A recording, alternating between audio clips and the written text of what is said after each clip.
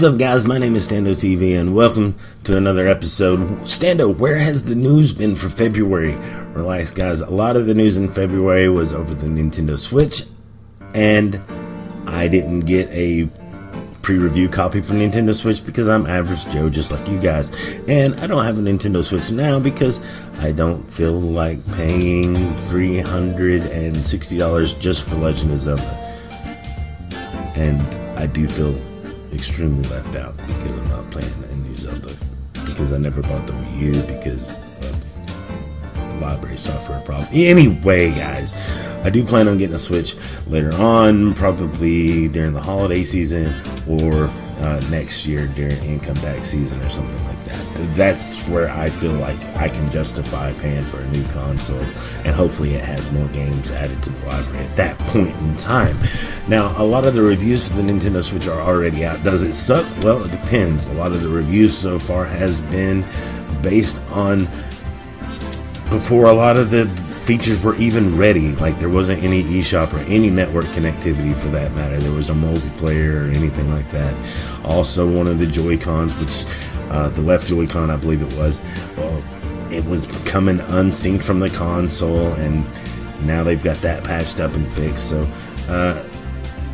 really, a lot of the reviews are about the hardware itself being underpowered and comparing it to Xbox One and PS4, which is kind of unfair. I think that they should probably more likely compare that to an iPad or a PlayStation Vita or their own 3DS, because that's what it is. It's a portable at-home, it's a portable hybrid console that a lot of people are going to really take advantage of AAA experiences on a portable console. So the Nintendo Switch is already off to a good start, and I don't know that I'm ever going to cover Nintendo the way that I've covered them. I mean, I want to cover Nintendo, but like, for example, right now I am in a copyright appeal over the last Nintendo news video that I did because I showed functionality of the Nintendo Switch via their Nintendo ad, and since I used a little clip of their ad, now I'm going through this copyright appeal process because I'm not affiliated with Nintendo here on YouTube. But that's not the only thing that's been going on. Also, video games, the price of video games in general could be going up, guys. Yeah, video games could be going up in price. And this is because of Donald Trump is now our president, believe it or not. Remember that he wanted to implement tariffs on import goods. This would include video games. This is an effort to bring jobs back to America and make America great again. But you got to remember, it's not just video games, it's how we consume electronics. Most of our electronics, I would say 75 to 80% of our electronics actually come overseas, like Japan. And when you consider that the budgets for these video games are very high with very little margins for the publishers on the kickback, and that's why they implement stuff like DLCs and stuff like that, they're going to have to get money to pay for these tariffs somehow. And who are they going to take it out on? Probably the gamer themselves. Yep. So expect the price of video games to go up. Probably. Of course, this is all hypothetical.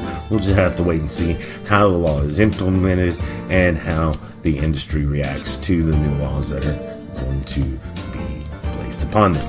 Another interesting news bit is GameStop is taking a bit of hit because of Xbox announcing their Xbox Pass, their used game pass, where you can pay a monthly subscription to play Xbox games that are in a used game library. GameStop's stock took a nosedive. Of course, it took a 9% nosedive as a matter of fact, but of course it took a significant nosedive before, for example, when PlayStation announced their PlayStation Now service, and also when EA announced their EA Pass for Xbox. So we've seen GameStop stock drop like this before and then bounce back, but overall GameStop is actually down 56% from when it was before, PlayStation or EA even announced their. So as a whole, it has gradually been coming down and down and down as more people play for digital games that they would have bought used and things like that. Huge discount gaming is big now, especially on PC.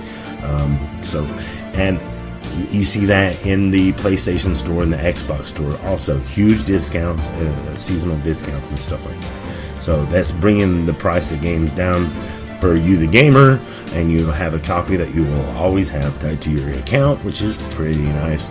But that makes GameStop take a big hit. Does that mean death and gloom for GameStop? Not necessarily. There's still a huge...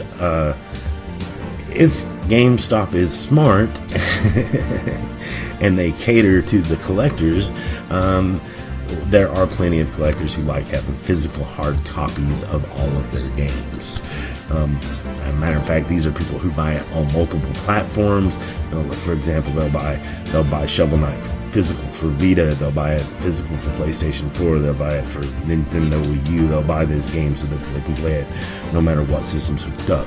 So if GameStop is smart, they will start, advertising towards the collector a little bit, starting now.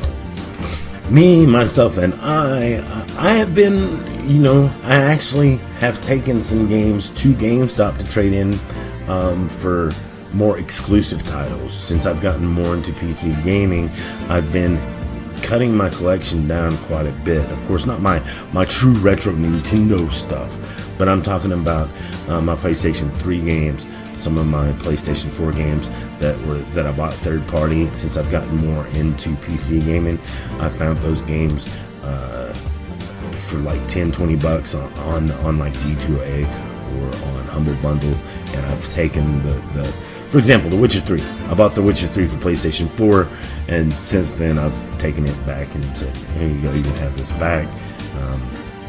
I want to trade it in for something newer that's exclusive to the PlayStation 4, and I'll just buy The Witcher 3 again on Steam somewhere. So that's what I've been doing with my library, guys, is I've been focusing more on only buying physical copies that are exclusive to PlayStation 4 that I can't get anywhere else.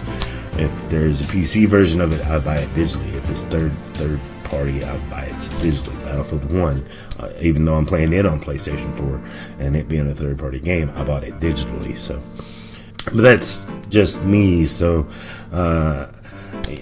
yeah, I can see the argument where GameStop is making less money off of someone like me. How about you? Well, let's start a conversation. Let me know what you guys think down in the comments below. Hey, wanted to get down there. If you don't care, don't forget to subscribe to the channel. Don't forget to give this video a thumbs up. And remember, guys, that I love your face. And as long as there is news to talk about, I will bring you the news. But when there's no news, it just makes it impossible. By the way, did you guys know that E3 is just right around the corner? I mean, it's a few months away, but it's still right like there. It's closer than you think. And so this is the time when a lot of people start spilling their guts and leaks before we get to E3. So we might have a lot of stuff to talk about here soon. Till next time, guys, remember that I love your face. Have a good one.